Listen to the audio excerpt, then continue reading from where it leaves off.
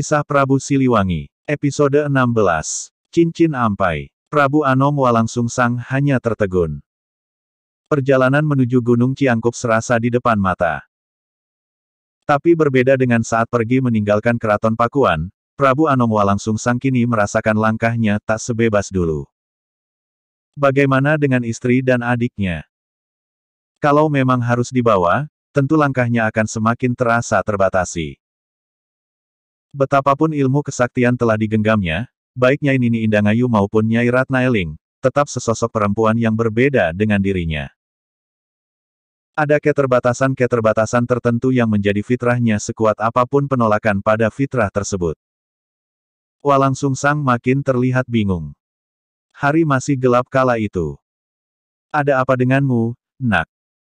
Seperti berat sekali kelihatannya.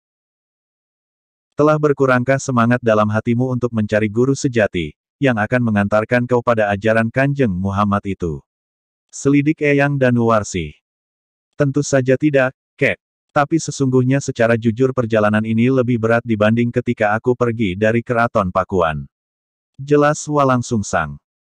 Karena kehadiran adik dan istrimu, maksudmu. Tebak Eyang Danuwarsih. Ia memang telah menduga apa yang dipikirkan murid sekaligus menantunya itu. Walangsungsang tersentak kaget tapi mencoba menyembunyikan di balik senyumnya yang mengembang.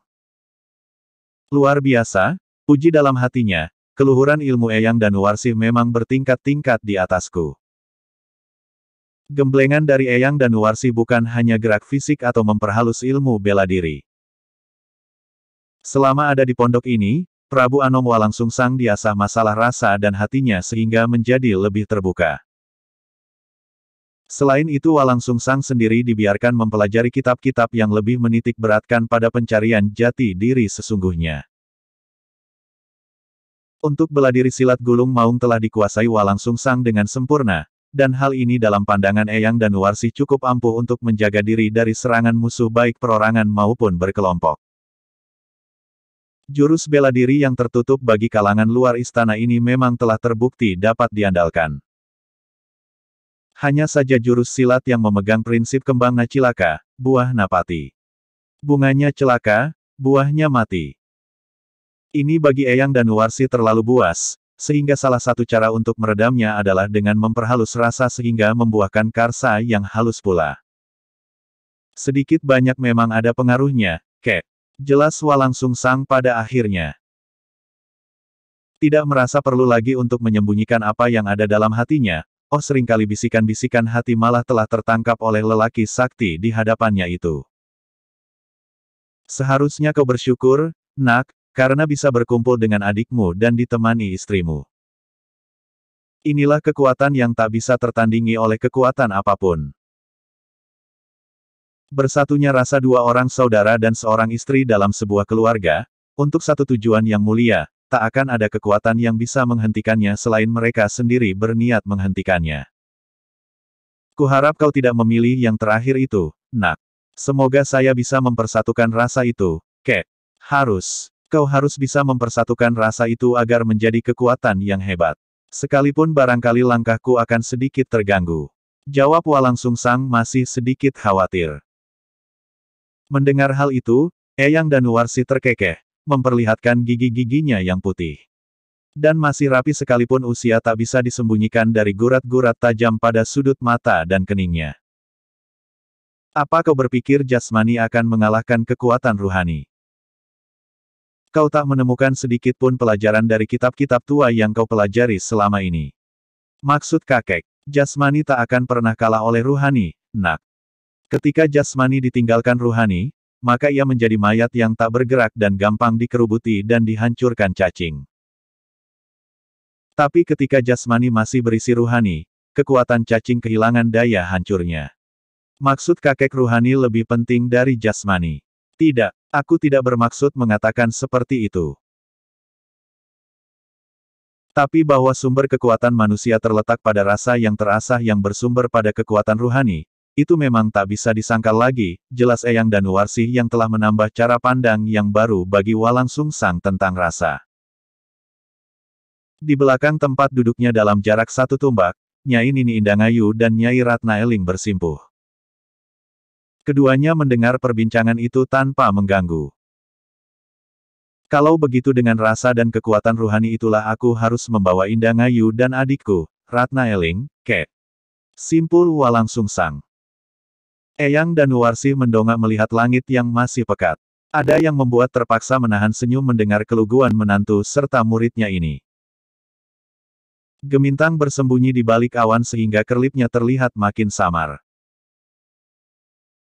Angin semilir dari arah bukit mempermainkan lidah api dari obor yang ditempel dekat dinding pondok dan beberapa obor lainnya diletakkan pada batang bambu setinggi pundak, di 4 sudut halaman depan pondok.